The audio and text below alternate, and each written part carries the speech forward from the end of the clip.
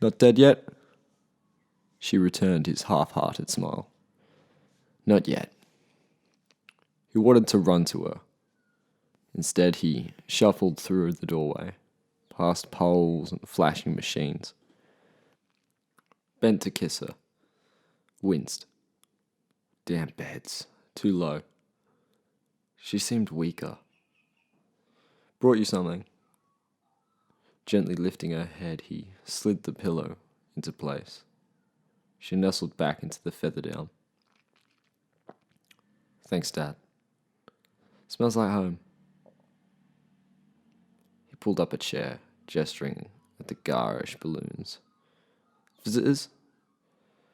Yeah, some of my kids. Get well soon. A flamboyant smear of crayon and sparkles. I haven't told them yet.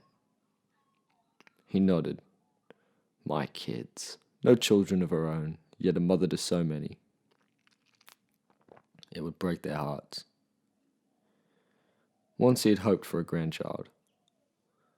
But life had other fortunes in store.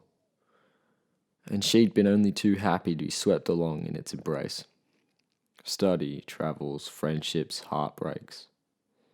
Then the teaching job and no time for serious boyfriends. Now here she lay, with a mass the size of a soccer ball where a baby should grow.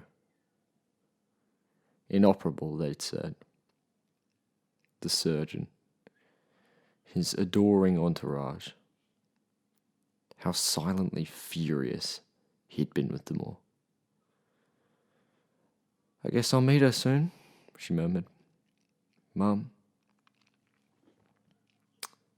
His mind wandered off. Another time. Another hospital bed. It'll be wonderful, he managed. She'll give you one of her big hugs, bombard you with questions.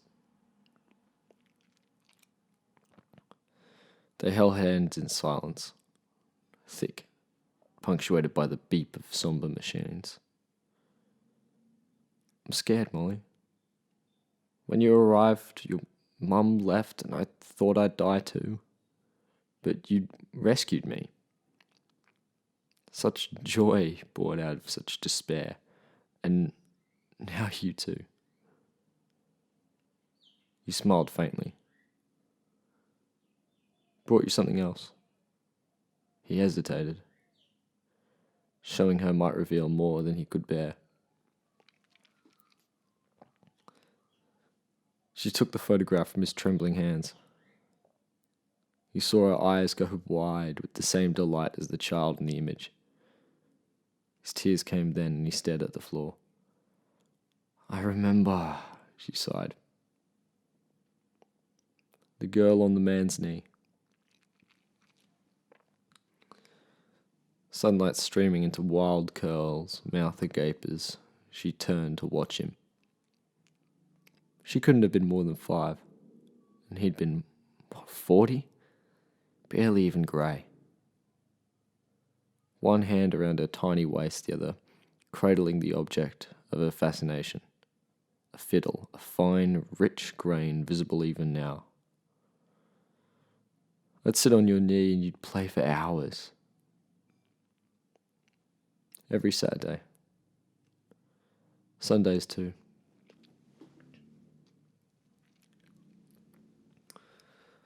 If Martha had visited in his dreams, he'd play and he'd sing and he'd teach her all the old tunes.